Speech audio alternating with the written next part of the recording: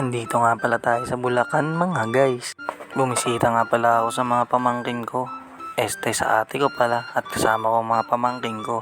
At nagala kami dito sa Bulacan. At dito nga pinasyan nila ako kung saan daw may magandang falls. At kung saan daw maraming views. At kung saan may adventure na marami kang mapupuntahan at makikita.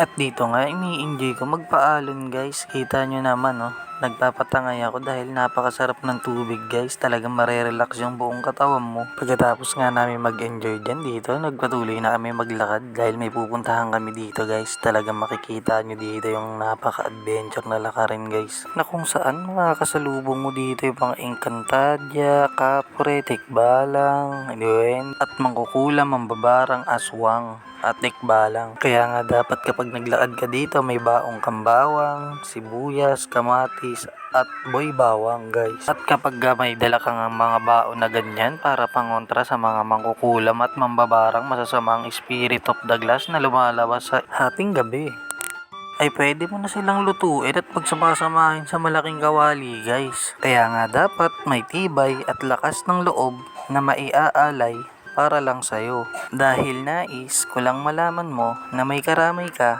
nandito lang ako. Kaya nga pagkatapos ko sabihin sa inyo yung mga pangontra guys, dito ipapakita ko sa inyo kung saan lungga ng mga engkanto at mga aswang guys. Dito kasi guys makikita nyo lahat ng mga mahihirap na daanin guys. Tignan nyo na may mga dadaanan dito. Ang tutulis ng mga bato, talagang ang sakit sa paa, pero sanayan na lang din to guys. Kasi nga sa tuwing nakikita ko yung mga dadaanan ko guys, sumasakit yung panga ko guys. Kita nyo naman yung mga malalaking bato na yun. Ang gaganda ng mga rock formation. At dito nga ipapakita ko sa inyo yung ilong ng higante na naging bato guys. Ito nga pala yun guys.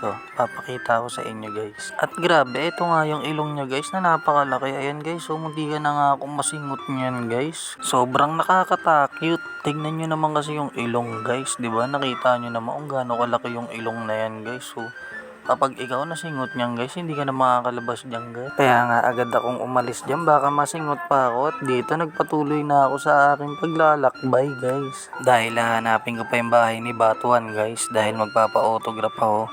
Dahil maganda daw yung bahay ni Batuan dun guys. At dito nga guys, may dalawang naglabing-labing dito. Kala nila hindi ko sila kita Ayan Hoy, tama na yan, maingkanto kayo dyan mga par.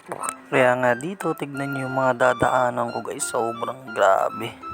Kayo na humusga guys, tignan nyo naman kasi dadaanan puro bato. Kaya nga dapat doble ingat ka dito kapag dadaan ka, dahil unting pagkakamali mo lang dito guys, wakwak ang iyong mukha dito kapag pumalo ang iyong mukha din sa bato na yan. Pero grabe, ang ganda talaga din ng mga bato. Talaga maa-amaze ka din sa rock formation maaaliw ka din at matcha-challenge ka dito sa mga dadaanan mo. Okay lang din naman kasi may enjoy mo din naman yung mga dadaanan mo at matutuwa ka guys. At dito nga patuloy na kami sa paglalakad dito guys, kasi dahil guys may pupuntahan daw sila na pwede daw silang maging si Tarzan guys. At dito nga pinadaan ko muna yung dalawang bata na galing din sa kuweba guys, kasi pupunta nga tayo dun guys. Yun yung pinaka purpose natin, para makita yung kuweba ni Batuan. Tignan nyo naman kasi yung dadaanan ko dito guys, ay talaga namang napakahirap ni Re. Ay siya, pagkahirap-hirap mag voice over guys, 7 minutes pa ang aking bubunuin, ay nakaka 3 minutes pala ang ako.